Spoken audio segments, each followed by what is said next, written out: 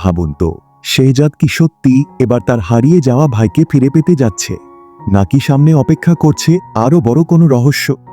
দুনিয়া টাকার গোলামের ২৭ নম্বর পর্বে ঘটতে চলেছে এমন কিছু যা পুরো গল্পের মোড় ঘুরিয়ে দিতে পারে।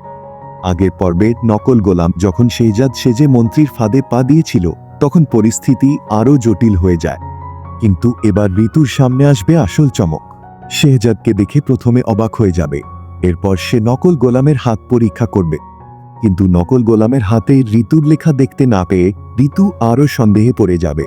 এরপর নকল গোলাম জোর করে একটি অজুহাত দাঁড় করিয়ে বলবে এই সবকিছু রিয়াদ ভাইয়ের নির্দেশেই করা হয়েছে।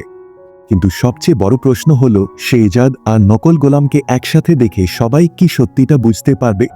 এরপর শেহজাদ তার মায়ের কাছে যাবে এবং জানতে চাইবে তার কি সত্যিই কোনো যমজ ভাই ছিল।